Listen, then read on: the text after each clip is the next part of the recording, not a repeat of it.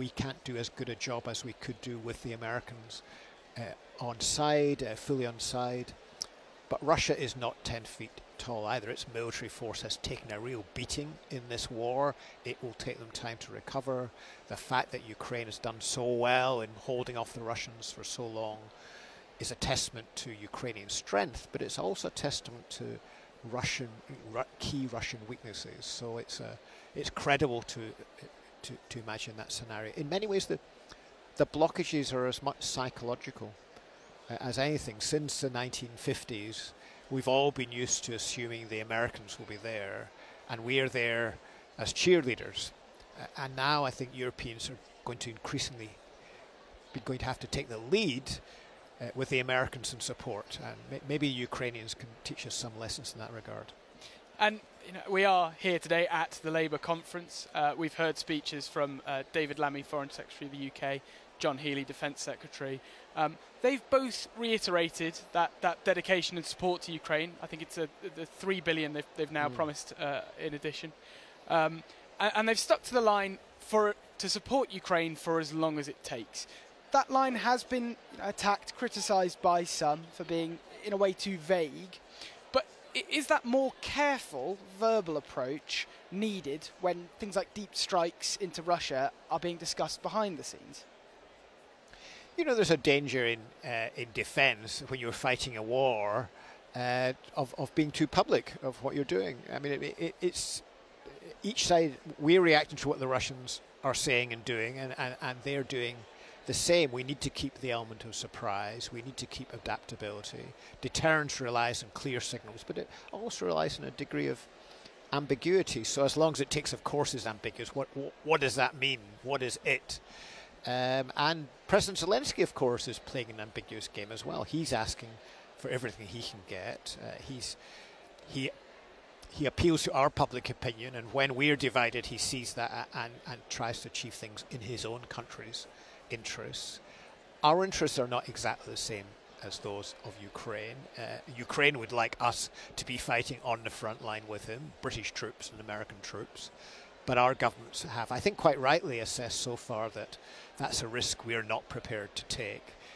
But we're prepared to do just about everything else, which I think is also right. So there's going to be a lot of uncertainty. And of course, this has all been taking place in a context where any discussion of negotiation has been for the birds, and I think it still is. But there may be a moment next year, I would argue, maybe in the spring next year, where there will be more momentum towards that, and we need to be prepared to put Ukraine in the best possible position for those negotiations so that they can maintain their independence. And so if there is to be any sort of armistice or wind down of the conflict, that it doesn't just give breathing space for Russia, it also gives breathing space for Ukraine. And just to finish off, is there anything further that you're going to be listening out for here at conference from Keir Starmer, perhaps in the speech tomorrow, that could change things on the ground at all in Ukraine? I think that when people are in the Kremlin are calculating the staying power of the NATO alliance, they have looked at the experience of recent conflicts in which we've been all in, but then we've pulled out, which is what happened in Afghanistan. They do look at the election results in several European countries, including Germany and France, and indeed the Netherlands, and see parties gaining votes which are more sympathetic to Russia and want to pull back aid to Ukraine. But they also see a British government and indeed a British political consensus. It's not a Labour issue, actually. All our big political parties, Labour, Conservative, Lib Dem, are all full square behind this effort.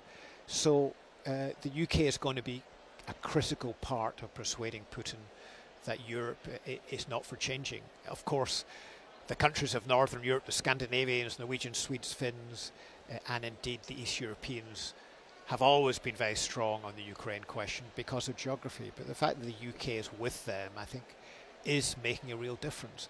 There is an alternative universe, we've seen it in the past, in which the UK has focused its defence efforts globally. It's to some extent allowed Europeans to balance off each other. offshore balancing, it's sometimes called.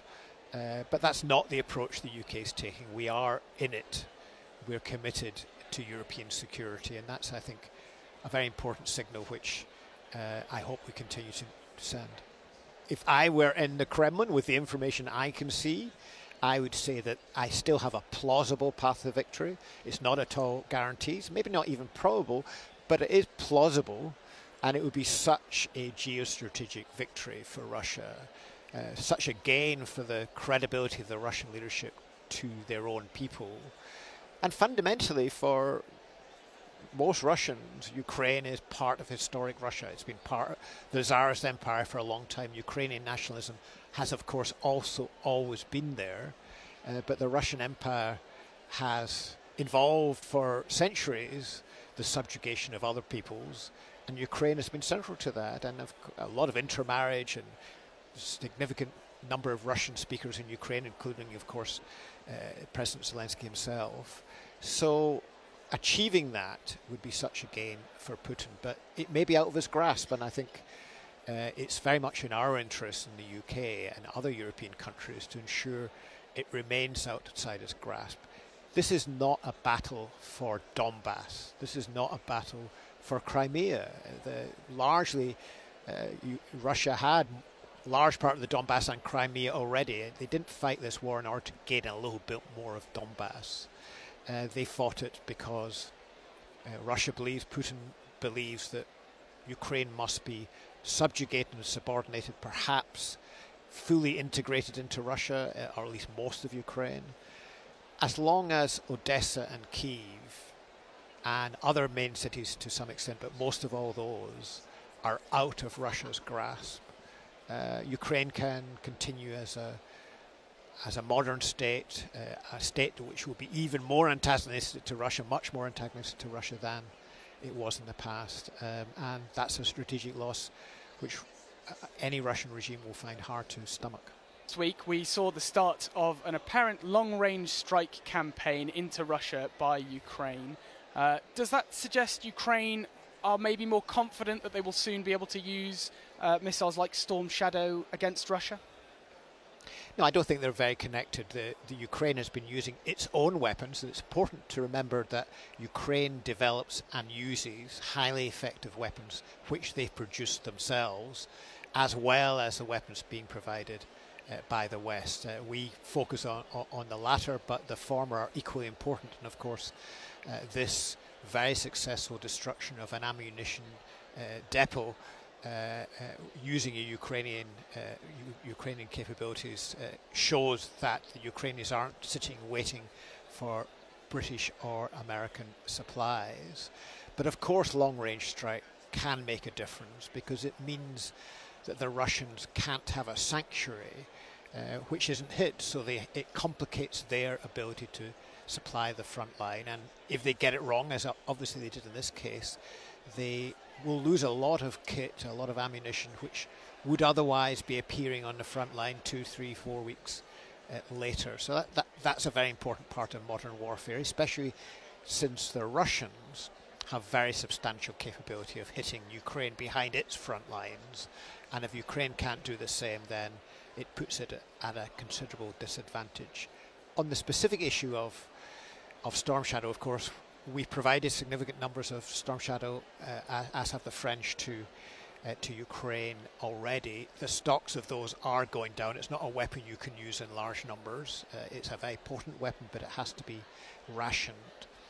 And what we've seen with Storm Shadow, as we've seen with every new weapon provided to Ukraine, the Russians react, they adapt, they move their systems out of range, they deploy new air defences, they find ways of spoofing Western weapons, and therefore it becomes harder to use them effectively.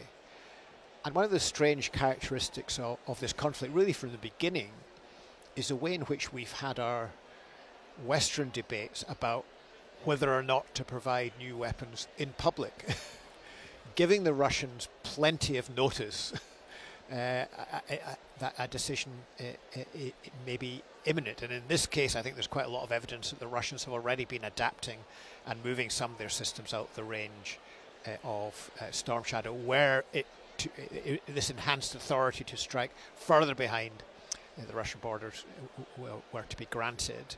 I expect now that it would certainly be prudent, let's put it that way. I think it would be prudent if we had less public discussion of whether or not there has been an amendment of the arrangement in relation to Storm Shadow, so that we introduce at least some degree of uncertainty in Russian minds as to what has been agreed. If you provide exact information in the public domain on Times Radio as to exactly where Storm Shadow can be used and where it cannot, that is priceless information, which the Russians would like to expend a lot of intelligence resources on obtaining. So maybe a bit of quiet in this issue and subsequently action would be the best way forward. I was going to come on to that actually, which is,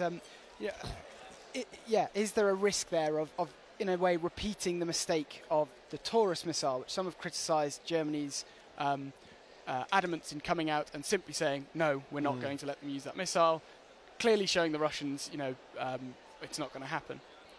So there is a level of importance in keeping Putin and the Kremlin on their toes then about what could be used, where and when. I think that's absolutely right. One might even say it would be good, if it were possible, to say something in public and then do the opposite in practice, because that would put the Russians off balance. And a lot of the greatest impact of any new weapon system is in its first weeks. And after that, its efficacy declines sometimes very radically over time, particularly if you're talking about longer range missiles, which have to get through sophisticated Russian defences. And Russian defences are pretty good. I mean, one of the things this war has actually demonstrated on both sides is that air and missile defence is critical and works. The Ukrainians, as long as they had supplies of interceptors, brought down most Russian drones and missiles, and Russia is not in a dissimilar position. So to get a Storm Shadow through, not only do you need the missile itself, clearly, you also need a range of supplementary capabilities in order to disable Russian defences, and of course you also need the intelligence, primarily space-based intelligence, which can give you up-to-date information about exactly where potential targets are, because often these targets are not static. So it's a complex architecture. No particular weapon system is in itself a magic bullet. And so, when these strikes do get through, whether that's Ukraine's own weapons or not, there is also a political element then, isn't there, for Putin at least, in that they have these defences, and yet still Ukraine are able to get through and hit very important targets like these ammunition depots they've been hitting in the past week. It is important. It's an important part of the overall balance. I mean, one of the noteworthy things about this war is since the autumn of 2022, so 2 years ago now, the front line really hasn't changed much. There have been a lot of backwards and forwards. The Russian Black Sea fleet has essentially been pushed right back to the east of the Black Sea and become much less effective. And Russia now probably has a bit of an advantage in the Donbass, but Ukraine has taken a bit of Russian territory further north. But this is small change. It's not big strategic gains. There's no major city that has changed hands. Ukrainian aspirations for a counteroffensive, potentially getting into Crimea, haven't transpired. The air war has been more complex. The Russians have achieved a lot in terms of degrading the energy infrastructure in Ukraine, which is a real threat this winter, and Ukrainians are getting more and more successful in their air campaign against Russian military infrastructure.